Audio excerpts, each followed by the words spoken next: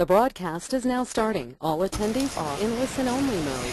Welcome. This webinar is presented by ERC Academic Advising. Today, we will walk you through the process of choosing your classes using your test scores and transfer coursework. We have 1 hour for the session. We will be monitoring questions throughout the webinar, so feel free to submit them as we go. We will answer your questions at the end. Let's get started. Hopefully you all got a chance to watch the Choosing Classes video we sent earlier this week. As you might remember, all AP and IB scores were due to UCSD admissions by July 15th. Assuming that they were received by that deadline, you can check them in TritonLink. Let's go to TritonLink. In the toolbox section, click on Academic History and enter your PID and password.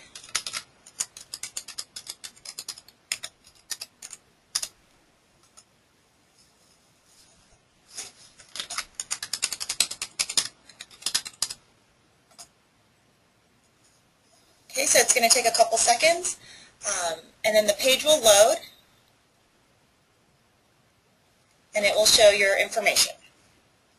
So with this student completed 1 AP exam and 2 transfer courses. We'll talk about transfer courses a little bit later on. Remember, only on-time AP test scores will appear in your academic history. If you sent them in after the deadline, you don't need to resend them. If you didn't send them in at all, here's the address for UCSD admissions. I'll wait a few seconds in case you need to write it down. Just keep in mind that the admissions office takes longer to post IB scores to your record, but they should be posted by your enrollment time.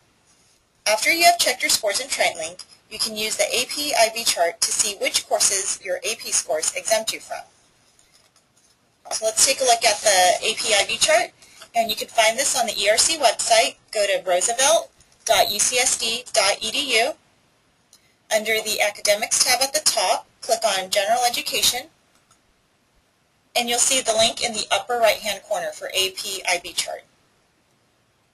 Okay, so you can see here that the first column on the left shows the AP exam. The next column shows the scores. Next to that is the UC units that you will receive based on your scores, and then you'll see any course exemptions next to that. In the last column on the right-hand side, we also list any GEs that you might fulfill. As you can see, not all AP scores meet GE requirements, but if you received a qualifying score, you will at least get elective credit. The IB chart is directly below the AP chart, so just scroll down a little bit until you get to that section. Similar to AP credits, certain qualifying IB scores can exempt you from courses and/or GE requirements. With the exception of the IB English exam, only higher level exam scores will be awarded credit. We talked about different exemptions in the video, so be sure to review this chart to see which classes your AP and IB scores might exempt you from. Using this chart, you can see any courses you're exempt from and should not enroll in them. Some of you might think you need to review calculus, for example. So let's go back to the AP calculus portion and take a look at that. So if your AP credit exempts you from Math 10A, you cannot take that class for credit and should not enroll in it. When you're registering for classes, you can use the e-advising tool in the new student site to ask us any questions about this. Let's talk about transfer courses now. So let's go to assist.org. And some of you might have taken classes at a community college, and you can use this website, assist.org, to see how they will transfer to UCSD. Keep in mind, though, that this website only shows California community colleges. So from assist.org, select your community college from the drop-down menu. On the next screen, choose UC San Diego in the second box. It's going to be at the bottom of the list. And then you can also search by department. So let's look under mathematics at your community college. And the page will load, and then we'll be able to see your classes. So for example, if you took Math 181 at Allen Hancock College in the right-hand column, it shows that it approximates to Math 10A at UCSD in the left-hand column. Similar to IB scores, transfer courses transfer courses may not appear on your record yet. UCSD Admissions prioritizes prerequisite courses like calculus, and they will be posted to your record by the time you register for classes. In addition to test scores and transfer courses, there are some placement exams you might need in order to enroll in a fall quarter class. For math, let's go to mathtesting.ucsd.edu. Here you'll find all the information on this particular exam, including test dates, descriptions, and sample questions. If you're not sure whether or not you need the math testing, click on Who Takes a Math Placement Exam. And it explains that you must take the math placement exam before you can sign up for any math course at UCSD unless you've fulfilled one of the following items listed on your screen. One of the most important placement exams is the Analytical Writing Placement Exam. Go to basicwriting.ucsd.edu for more information about this exam and an overview of the requirement and test dates. You must take this in September if you have not yet fulfilled the requirement. Other placement exams like chemistry and foreign language can be found online. Please review our video for specific websites. At this time, we will begin our question and answer portion, so if you have any questions, feel free to submit them in during this time and the counselors will be able to answer them. Okay, so it looks like the first question that we have is who are the people that actually provide the course recommendations, and will they be specific to the student's record? All of the ERC academic advisors work on advising the new freshmen, and we're the ones who have recommended your courses. Cindy's going to show you our staff page just so you know who we are. This is us. And we do recommend the courses specific to the student, so we use your academic background in the new student site to recommend your courses. All right, so next question is, I sent in my test scores, but they don't show on the academic history, so do I send them again? It kind of depends. If you got an AP score that's maybe too low, you won't get any credit for it. So check the AP chart first, and if you got a score that should award you any units or credit, then you can follow up with admission. So just make sure that it's something that you have received. That it's something that you submitted on time, and then you can follow up with admission. Everything should be posted by August 15th. So if you have some AP scores that are posted and some aren't, then it might be worth following up with admissions about that. So students are asking about the chemistry placement exam, if that's required or not. No, the chemistry placement exam is just an advisory exam, so if you're not sure if you are comfortable enough to start in chemistry or you're unsure of your background, then you can take it, but you don't need to take it, and you only would want to take it if you are going to take a chemistry class. So there's a question about placement exams for the language requirement for various languages, including the non-Romanic languages. So we're going to go on to the ERC website and show you the language page. The placement exams for, we're going to go right here. So these placement exams are found online. So if you scroll down, you can see that Arabic, ASL, French, German, Italian, Portuguese, and Spanish are all done through the linguistics department. So it's either an online exam or you can access the information for the exam through this website. If you want to do Chinese or Japanese, you'll go directly to the Chinese Studies Department or the Japanese Studies Department. Korean and Latin are done through the Literature Department.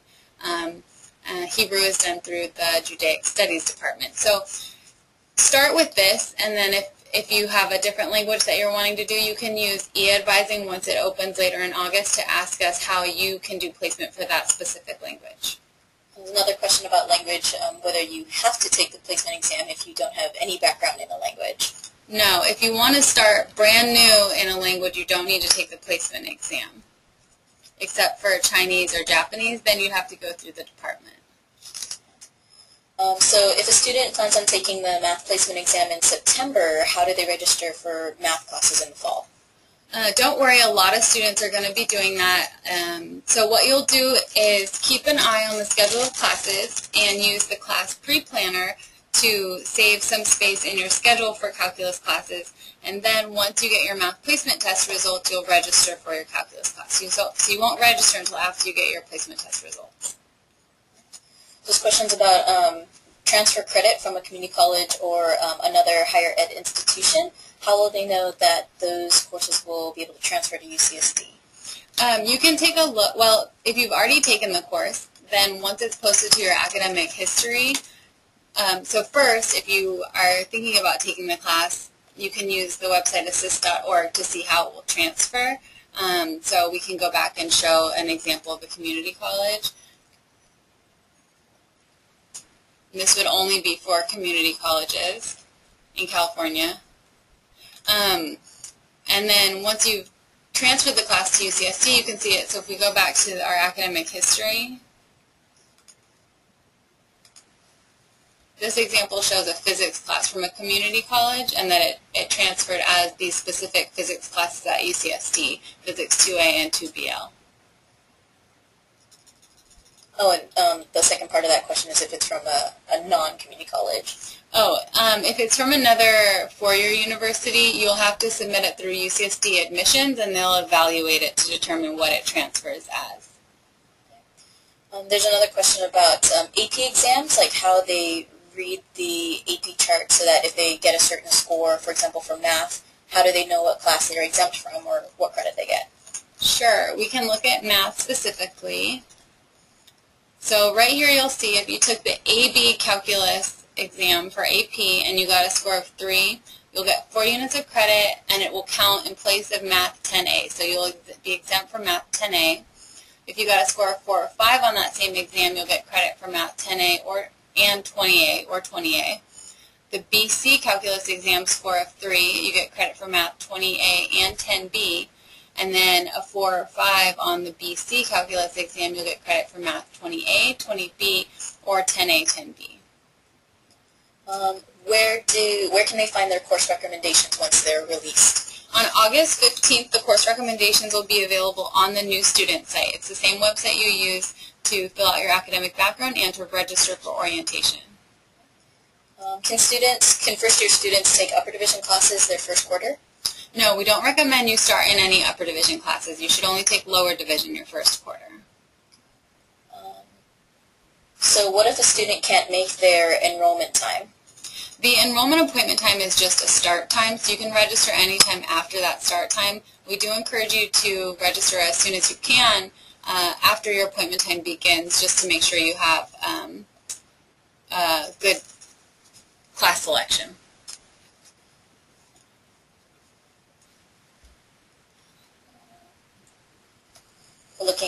Looking through the questions really quickly, so bear with me. So when is the earliest they can meet with a counselor to decide on classes to take for the future? So after you register for fall quarter and you begin, when you get onto campus in fall quarter, then you can come in for walk-in advising and meet with any ERC academic counselor. We won't do long-term planning until winter quarter, but you can come in and we'll answer any questions you have about your classes or general questions starting in fall quarter.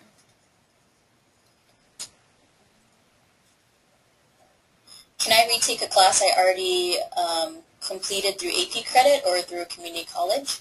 No, that's duplication of credit. So in this example that's on the screen, if you have AP credit for Math 10A, for example, if you enrolled in Math 10A at UCSD, you wouldn't get any units. It wouldn't count in your GPA.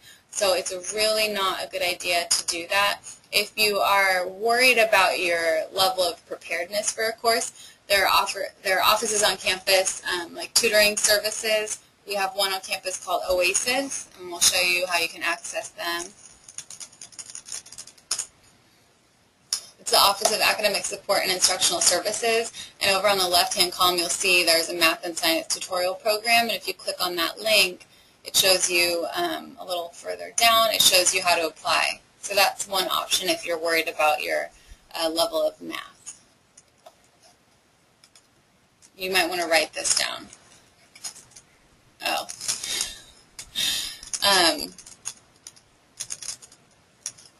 So when and where do we choose courses? Courses will be provided, course recommendations will be provided by ERC academic advisors, and you'll be able to see that starting August 15th when you log into the new student site. And this information is based on the academic background information you provided when you went through the website. So you'll be able to see that starting August 15th. How long does it take for students to complete their GEs, and do they have to do their GEs first before their major, or vice versa? No, you don't have to do your classes in any specific order. The only thing that you do need to start in right away is MMW. A lot of students will take GEs at the beginning because they don't have as many lower division classes for their major, but it really depends on your major, because some majors do have lower division classes, so you would be taking GE and major courses concurrently. So there's questions about the difference between language placement and language proficiency, and if they're doing proficiency, when they should do that. So we'll go back to the language requirement on our website. Language placement is an exam that you take to determine which level of course you will need to start to complete the language requirement. Language proficiency is an exam you'll take if you're already fluent in a language, you can read and write, then you'll take proficiency and you'll clear the language requirement if you pass that. If you are going to do proficiency, just do it as soon as you get onto campus. Those are all in-person exams. The link that we're going to click on is for French, German, Italian, Russian, or Spanish. And so these exams are offered on campus the first Saturday of the quarter. For any other language, you can go back on that same website and we have a link to those proficiency exams. So if a student doesn't have any AP or IB credit or community college credit, or didn't score high enough on their AP or IB exams to get credit, how do they go about choosing classes?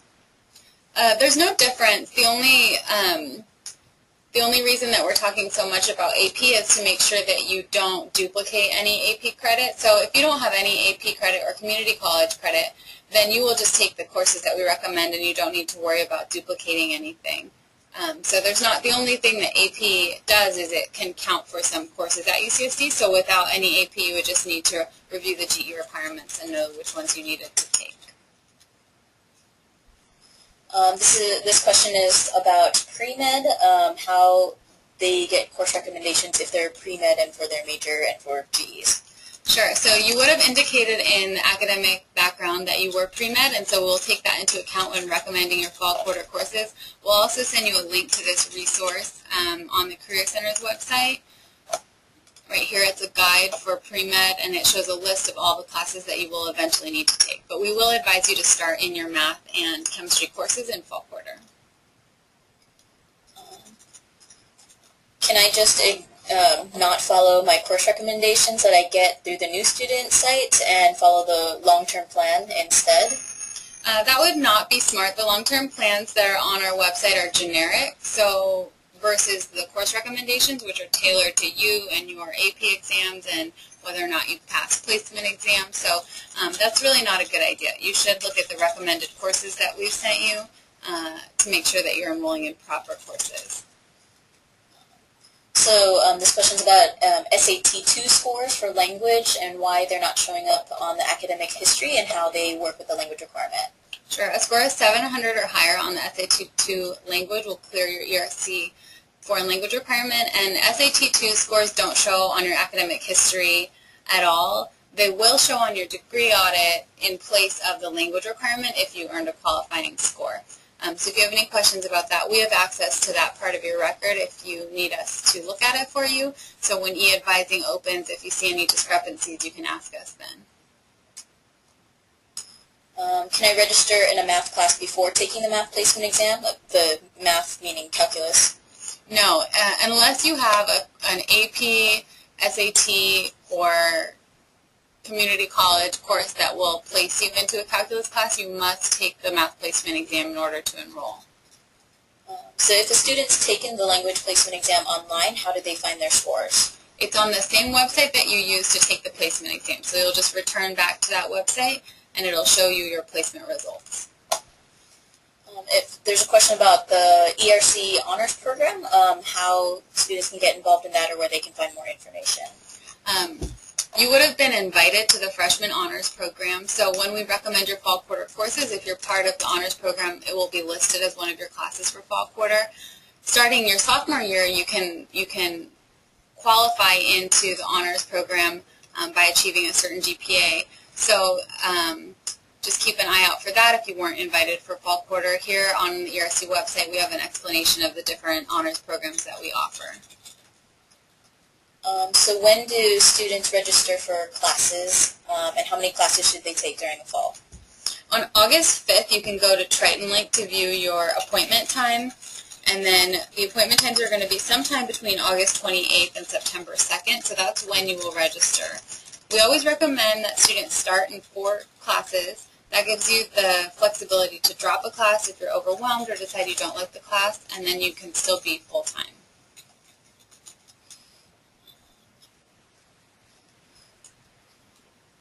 So do we choose our courses online, or how do we enroll in classes? Yeah, on August 21st and 22nd, we'll have new webinars that go specifically over the enrollment process, so how to interpret your recommended courses, how to use the class planner, how to web reg. But yeah, you will do everything online, so you'll view the schedule of classes online, you'll do your class pre-planner online, and then you'll use WebReg, the enrollment system, to enroll in your classes online. It looks like there's another question about adding classes and dropping classes and when they can do that. The add deadline, we're going to show you a page on Triton Link that shows the quarterly deadline. So make sure you find this page and keep track of the deadlines each quarter. The add deadline is Friday of week 2 of the quarter, and the drop without W deadline is Friday of week 4. And depending on each quarter, sometimes if there's a holiday, those won't be on Friday. So just make sure you know exactly when the deadline is each quarter. But in general, Friday of week 2, deadline to add. Friday of week 4, deadline to drop without W.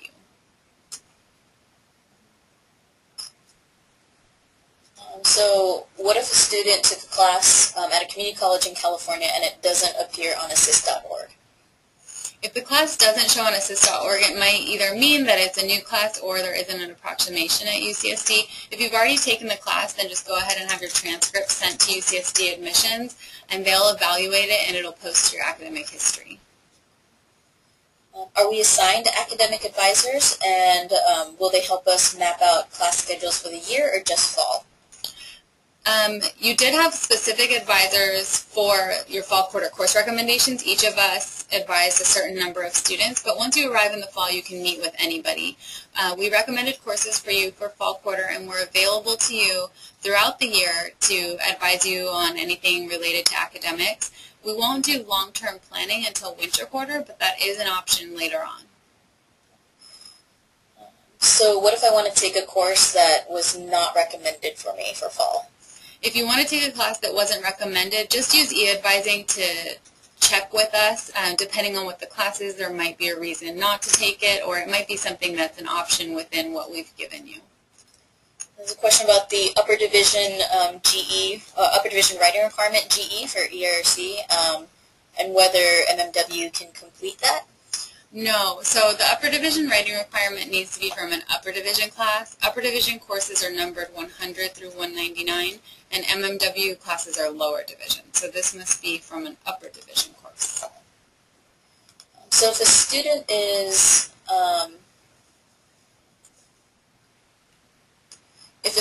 not a science major, do they have to take calculus to complete their quantitative formal skills GE? No, we have a whole list of classes for non-science, non-math majors. So if you look here at the left-hand column, so we have some logic classes, statistics classes, and then a couple other classes. So you don't need to take calculus unless it's required for your major or your pre-med. So there's a question about how they know when their enrollment appointment time is. On August 5th, you'll go on to Triton Link, and your appointment time will be listed. It'll have a link for you to check your appointment time.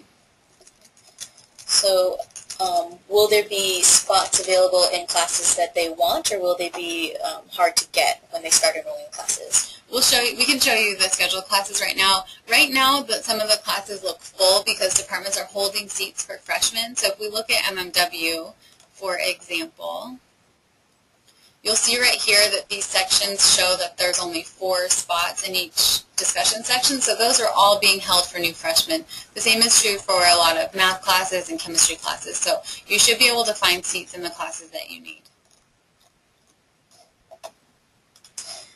So if students submit transcripts from, not from a community college, but from a university or a Cal State, how do they petition to have those count for UCC classes? That's a good question. Once they appear on your academic history, so probably once you arrive in fall quarter, you'll petition depending on what you want to use the class for. So if you want to use the class for a GE requirement, then you'll petition with ERC Academic Advising. If you want to use the class for a major requirement, then you'll petition with your department.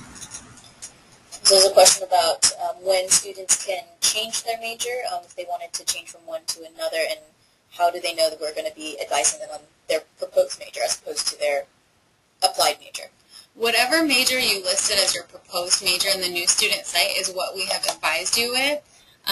So you can go back onto the new student site to double check what major you proposed. If for some reason you wanted to do a different major, then you just need to call our office so that we can update your information. You won't officially change your major until you enroll in classes for fall quarter, but we did advise you on whatever major you proposed in the new student site. So what classes should undeclared students take? For undeclared majors, unless you're pre-med, we usually recommend MMW 11 if you need an STCC course, and then GEs. This gives you the opportunity to explore some different departments and get an idea of what you like and don't like. Then once you arrive in fall quarter, we can give you some other resources to help you figure out what major you're going to declare. So there's a question about the academic history, what the LD stands for? Sure, we can look at that. LD stands for lower division, which is any course numbered 1 through 99. Can GE courses or a class that you take for a GE count towards 2 different GEs, and can they also overlap with majors or minors? GE courses cannot overlap with each other, so you can't use the same course for your language requirement and your regional specialization. The only exception to that is your upper division writing requirement. Since that's not a separate course, you can use a paper from a GE course, as long as it's upper division, for your upper division writing requirement. Other than that, only lower division courses can overlap between major and GE, or major minor, or GE and minor. So how do transfer credits or AP credits play a role in graduation or time to graduation? All students are required to complete a total of 180 units to graduate. So some students, their major units and their GE units won't total up to 180, so any elective units that you have, including AP units or transfer units, can help you get to that 180 unit. So it seems like there's still a little bit of confusion whether they have to actually come to campus to enroll during orientation in their classes, or if they can enroll in classes online. Everything is online, so you won't meet with anybody about your fall quarter courses. If you're attending the September orientation session, you would have already registered for your classes online. So for right now, everything is going to be online. So if a student took the analytical placement exam, the writing placement exam earlier, but didn't pass it or wants to retake it in September, can they do that? No, you can only take it once. So there's a question about the OASIS Tutoring Center and whether there's other tutoring available across the campus for different topics. Other than OASIS, we do have the Writing Center, which focuses specifically on writing. We're going to go to that website right now. So you can go to the Writing Center for help on any kind of writing assignment. They do peer tutoring or trained tutors to help you with any writing issue you might have. So where can students find the long-term plan or courses that are required for their major? So the long-term plan, we have them on the ERC website under the Academics tab. There's a link to long-term planning. And then it's that first link at the top for sample long-term plan. So we'll show you a psychology exam, a psychology plan.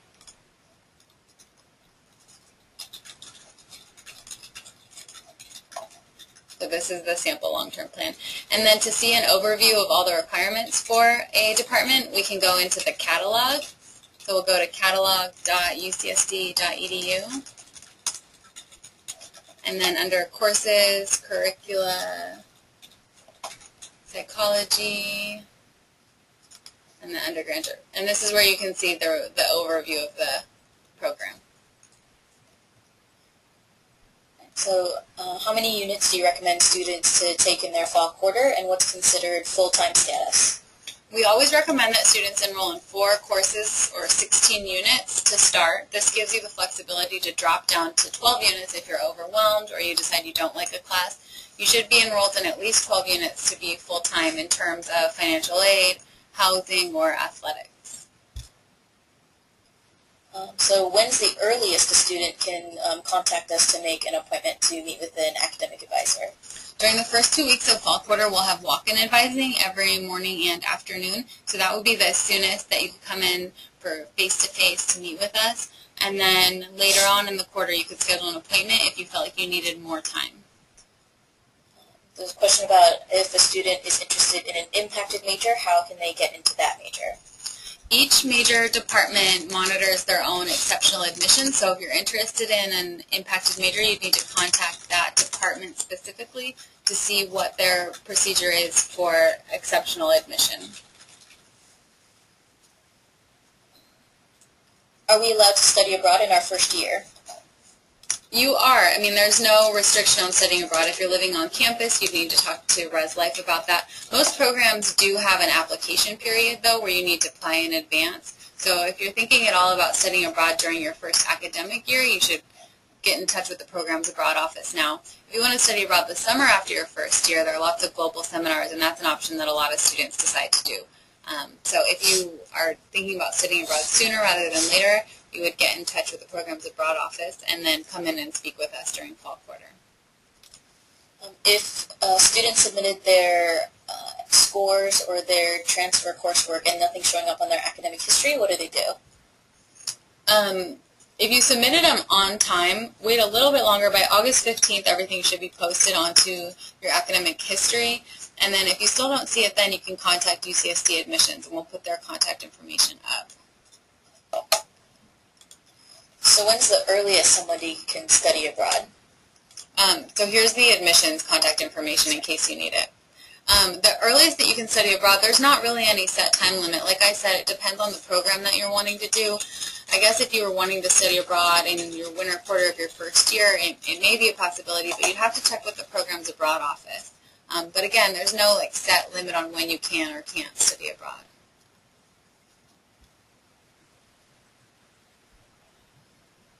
Let's see. So how long does the process of choosing classes usually take? Well, what we recommend is that you right now start looking at the different resources that we're showing you today, and then as soon as your course recommendations become available, then you can start looking at the classes that you want to take, and you can use the class pre-planner to set up some schedules so that when your WebReg appointment time arrives, you're ready to just register for your classes. So I guess it kind of depends on what part of the process, but your actual WebReg, when you're literally enrolling in classes, won't take that long. So there's a question about what records academic advisors use to recommend courses, whether it's just based on what they put in their academic background, or is it just based on the academic history that's posted on TritonLink? It's both. We have access to your academic record and the information that you provided in the new student site. What we'll do is if you told us that you took an AP exam, we'll show you where you can read your score to see what course it may or may not exempt you from. And then we also take into account your proposed major, if you're pre-med or not. Anything that you indicated in the new student site, we'll take that into account when we recommend your courses. So when can students take upper division classes? That one kind of depends. We usually say upper division standing is when you have 90 units, which is your junior year. However, some students will take upper division classes earlier than that. It really depends on the course, if you have met the prerequisites for it, what your skill level is in the class. I recommend personally that you complete your 2 MMW writing courses before you begin any upper division writing courses, just so that you're as prepared as you can be and you can be successful in those classes. So some students are asking what if they got an appointment time that's before August 5th? Unless you're doing, unless maybe you're a summer bridge student and you're doing summer bridge, your appointment time would not be before August 5th. If that's the case, please call our office because that you shouldn't be having that. Correct. If a student starts off in Math 3C or 4C, which is the pre-calculus courses for that come before Math 10 and 20 series, then would they delay their graduation? Not necessarily. For those of you that may eventually need to take the Math 10 or 20 series, taking 1 quarter of pre-calculus may not necessarily delay your graduation. That would be a question that you may want to come see us about once the quarter begins, and so we can advise you accordingly. And again, you can also refer to the long-term plan for an overview of how classes can fit into your time here to obtain your degree, but please definitely come see us. If I already have a major, but I want to change it to undeclared, is that okay? You wouldn't, it's fine if you decide that you want to be undeclared. You don't need to actually change your major to undeclared. What you'll do is just explore other majors, and then when you find the one you do want to declare, you'll go right here in Triton Link under major and minor, and you'll go online and change your major to the new one. But you wouldn't switch to, like, you wouldn't literally switch to undeclared major. Can I take more than one language? Yes, you can. When you come in, maybe winter quarter for long-term planning, we can see how much extra room you have in your schedule, but you only need one for the ERC GE requirement, but you are more than welcome to take other classes that you find interesting. So there's a question about transferring from ERC to another college at UC San Diego and how to go about doing that. Inter-college transfer is the term for that. It's done by a very rare exception. For students entering as new freshmen, the soonest you could apply would be spring quarter, and like I said, it's very rarely granted. If you are very interested, you can come in and we can explain the process to you in person, but it's not something to count on. So there's a question about elective classes and what that means. Elective classes, and the way that we're using that term, is anything that's not a major or a GE class. Elective classes or elective units are just units towards graduation.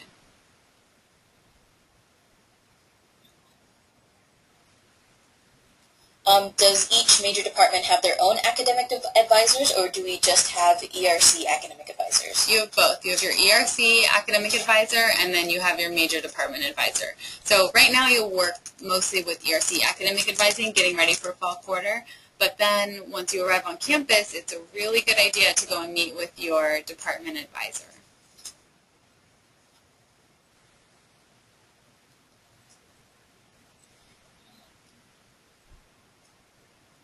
So what does the student level UN under the academic history mean? That just means undergraduate. So this, even graduate students use this same program, so it's just listing that you're an undergraduate student. So if a student qualifies for work study through financial aid, do they have to apply as part-time or full-time, or how does work study affect their enrollment? It depends how many hours a week you're working. The only time that you would go down to part-time status is if you were working 30 or more hours per week. But if you are spending a significant amount of time working, then you might want to take a little bit reduced of a course load, but that's something that you can come in and talk with us about during fall quarter.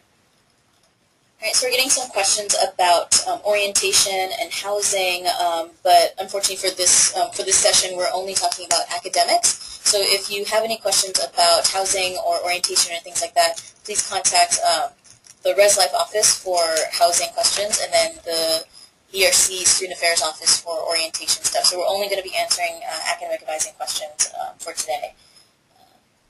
So if students want to study abroad, how do the fees work in terms of enrolling in classes?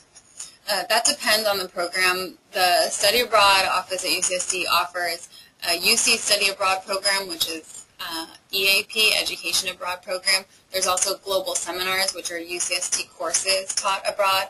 And then OAP is any other program that's through another university or a direct enrollment. So it really depends on the program. and you would want to talk with the Programs Abroad office. They'll have information sessions during Welcome Week, so that's a really good time to go in and talk with them and learn some more about that. The students are interested in a minor. What do they have to do for that?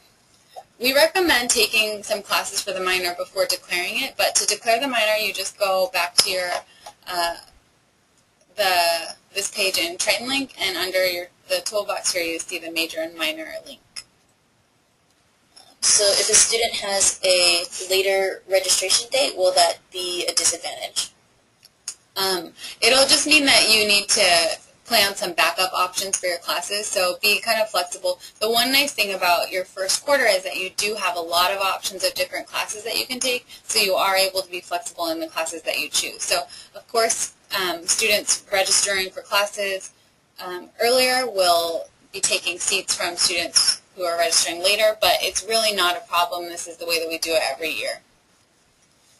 Is there a pre-med major, or is there a certain major that you need to be in order to become pre-med, or do you have to declare pre-med at UCSD? No, you don't need to be a certain major to be pre-med. You don't need to declare pre-med. All you need to do is make sure that you're following the pre-med requirements, and you'll actually check in with the Career Center to talk with them about that eventually, but you can have any major and be pre-med. So there's a question about units. How do you know if you have freshman standing, sophomore standing, junior standing, senior standing? Every 45 units you move up a grade level, so when you begin, if you have under 45 units, then you'd be freshman standing. 45 to 89 units, you'd be sophomore standing. 90 to 134, you're junior standing, and 135 and up, you're senior standing. How soon do we have to take language classes for our GE requirement? Again, there's no time frame on when you need to complete your GE requirements. However, if you're continuing a language that you learned in high school, I recommend starting in it as soon as you have room in your schedule so that you don't forget anything that you learned. And some majors also require language, and they might require you to take them in your first year as well, so keep that in mind. Can MMW classes be used for anything else other than MMW, like for certain majors? There are a few other majors that will let you use an MMW course. Off the top of my head, I believe history lets you use one lower division, and I think sociology. But those are the only ones I can think of. So if a student decided they wanted to take a specific language when they wrote it in an academic background, but they decided to change their language now, then how do they let us know? That's fine. We will have just given you options for your language class. So if we told you, if like let's say you said you wanted to take Chinese and we give you the link to the Chinese Studies Department and now you want to do Russian, just let us know when e-advising opens on August 19th. Just let us know and we can adjust that and give you the information that you need.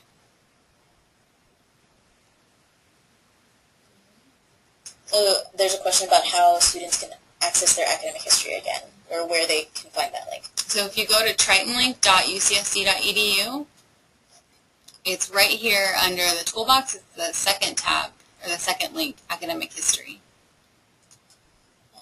How does tuition and paying for classes affect the classes that they're allowed to take? Will taking more units cost more or less, and if they don't pay on time, what happens?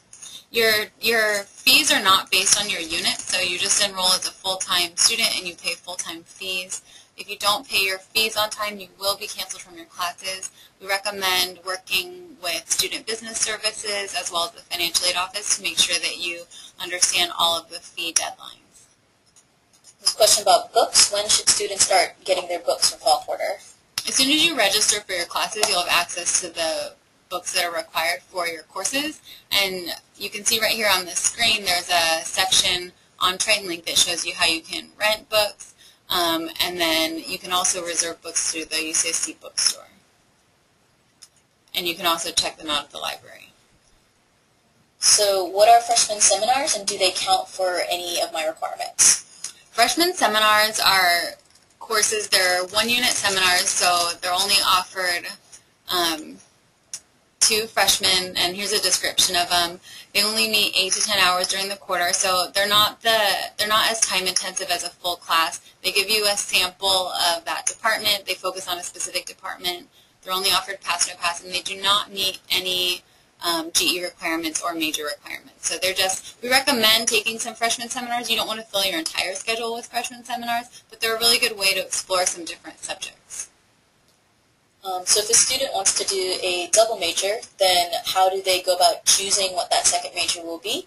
And then how do they go about actually applying for a double major? You would only declare a double major if you found two majors that you really could not decide between and wanted to declare both of them, but you can come in and we can talk to you about that a little bit later on. You wouldn't declare a double major until you had at least 90 units, so you have some time to think about that. To actually declare the major, you fill a form. It's a paper form as of now, and you'd meet with both major departments as well as ERC Academic Advising. We have about 15 minutes left, so if you're finding that you have additional questions coming up that may pertain more to your specific academic record or circumstances, please use e-advising once it opens later this month, and we can answer your questions that way. But in the meantime, please do continue to submit your questions to us so the advisors can respond. Okay, so for students who are taking the OWAPI or the Analytical Writing Placement Exam in September, well, what class should they enroll in for fall, whether if they don't know if they're going to pass or not pass? We will recommend you courses based on that, but you can enroll in MMW 11, and then if you don't pass the Analytical Writing Placement Exam, then you'll just adjust your schedule if you need to. So when we recommend courses, we have your record if you took the exam or didn't take the exam, and we'll recommend you MMW 11 to take regardless. And then you'll just adjust your schedule afterwards.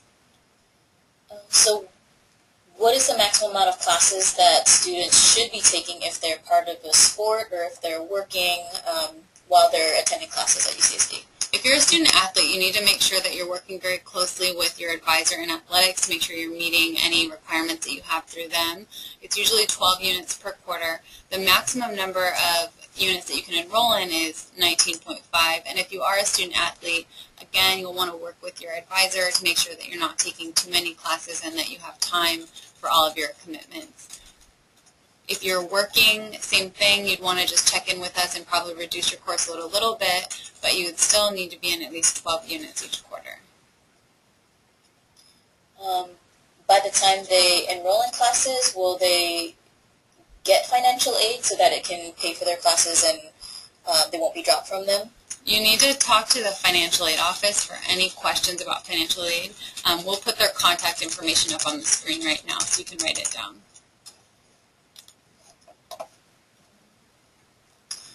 Is basic writing hard at UCSD, and what is the basic writing course? If you don't pass the Analytical Writing Placement Exam and you haven't cleared ELWR in any other way, then you'd be required to take SDCC 1 or 4, and SDCC stands for San Diego Community College. Their course is taught on the UCSD campus by San Diego Community College instructors, and they're English composition classes. So the purpose of those classes is to help you improve your writing skills. You'll take practice exams throughout the quarter, and then at the end you'll take an exit exam. So the purpose is to help you improve your writing and make you a better writer so you can clear the entry-level writing requirement. How many lower division and upper division units are required? In order to graduate from UCSD, you need a total of 180 units, and 60 of those units must be upper division. But it depends on some majors might require more, so that's the general requirement, but then you also need to make sure you're fulfilling all major and GE requirements as part of that. So if the students want to see what books are required for certain classes, how do they find that information? We'll show you on the schedule of classes where you can see that.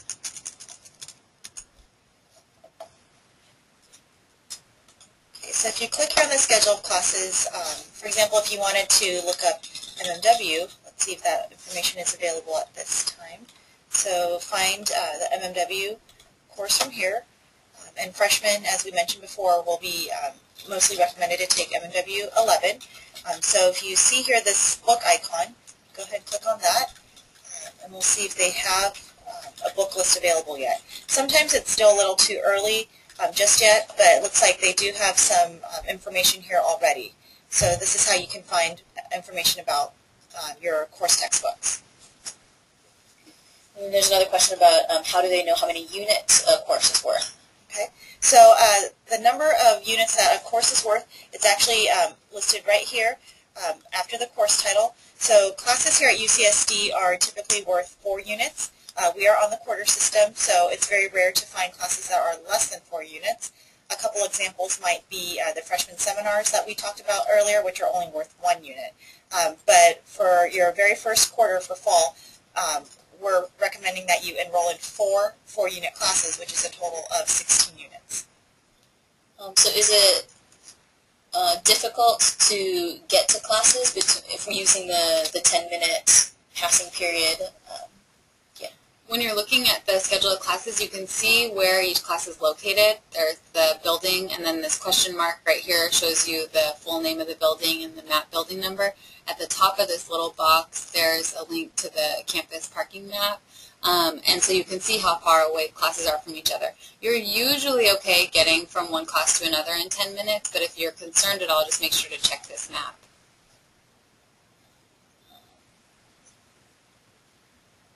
So if I didn't send transcripts or scores by the July 15th deadline, can I still do that? Yeah, if you haven't sent any, if you still have not sent your scores in, you need to do that because you'll want them posted to your record eventually. It's just that the only scores that are guaranteed to be posted on time are ones that were received by the July 15th deadline. So if they were received after the deadline, there's going to be a delay. If you still need to send them, here's the address for admission. Another question is, do I have to send in my community college transcripts or transcripts from another institution? Yes, you must send in any academic transcripts that you have. It's an academic integrity issue, so you are required to send all transcripts to UCSD admissions. So this question is for out-of-state students. If they took classes at a community college, how can they tell whether they've completed certain requirements for their major or GEs with that course if it's an out-of-state school? So you'll have them sent to UCSD admissions, and then admissions will evaluate and approximate the course. So they may find that the course is equivalent to a UCSD course, and it will reflect that way on your academic history. And then if that's the case, it will just fall under the proper requirement. If the course does not approximate to a UCSD course, you can still petition it. If there's a requirement where you think that it fulfills that requirement, then you can petition it with either the college if it's a GE requirement or your major if it's a major requirement. Are classes mostly worth 4 units, and what makes them worth more or less? The units are based on the amount of time in class. So you can see right here, this class is 4 units. It's 3 50-minute lectures per week plus a 50-minute section. The freshman seminars only need 8 to 10 hours per quarter, so it's about 1 hour a week. And then there are some lab classes or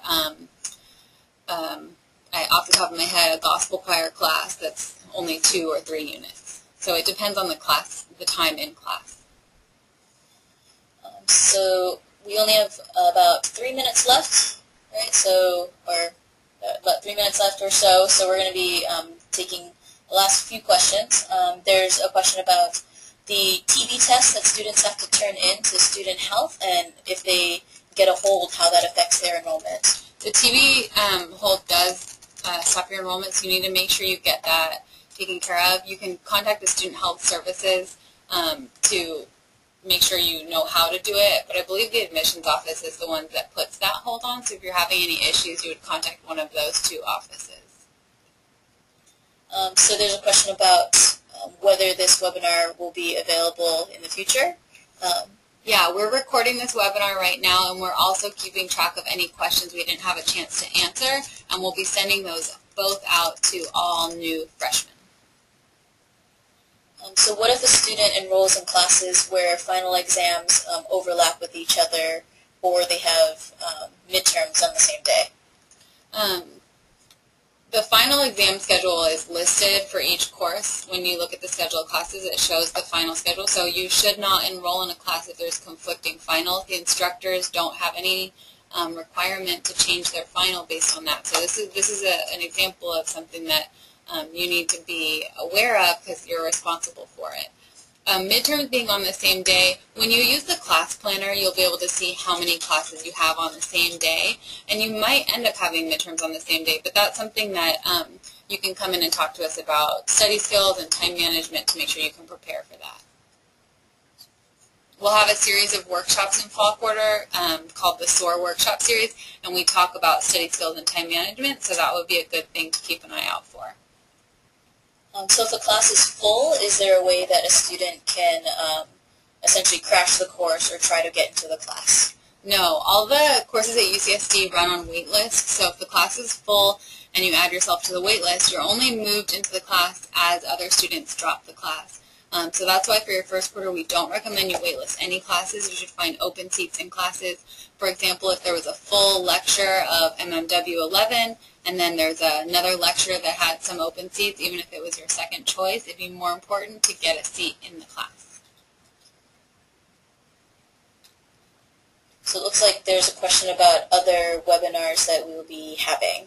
Yeah, we'll have one more set of webinars, August 21st and 22nd. It will be the same format where we'll repeat the same webinar, and that one will be on how to enroll in classes. So we'll talk about viewing and interpreting your recommended courses, using the class pre-planner, and using WebReg to actually register for your classes. So there's, what is the difference between SDCC1 and SDCC4 for the basic writing? SDCC4 is the ESL writing course. So if your analytical writing placement exam scores showed that you needed English as a second language writing courses, then you'd be placed into SDCC4. If after you get your placement you have any questions, you'll want to follow up directly with the basic writing office. Okay, so we might have room for maybe one more question if anybody wants to submit or has a pressing question that they'd like to get answered. But Melissa, if maybe you want to go over some of the deadlines and the dates that are coming up soon, that'd be great. Sure. So the next date to keep an eye out for is August 5th. That's when your WebReg appointment time is available on Triton Link. After that, August 15th is when you can go onto the new student site to view your course recommendations. August 19th is when e-advising begins on the new student site. We'll have webinars on August 21st and 22nd, and then you guys will start enrolling beginning August 28th is when appointment times are available. So that's kind of what's upcoming. Okay. So it looks like we have one more question. So if a student is taking classes over the summer, when should they send those transcripts in? As soon as you finish the class and you have a grade for it, you'll want to send it to UCSD admissions. So anytime you take a class anywhere, as soon as the grade is finalized, then you'll send your transcript. So one more question is, what's the maximum amount of units students can take per quarter? You can enroll in up to 19.5 units to start. We don't recommend that, especially in your first quarter. So we recommend 4 classes per quarter in general, and then you can come in and ask us if you have questions about anything else. So I think that is all the time that we have. As we mentioned, we're going to send this recorded version of the webinar as well as any unanswered questions out to you guys via email. So make sure August 5th you check your appointment time, and we will see you for our next webinar on August 21st. The organizer has ended the session, and this call will be disconnected. Goodbye.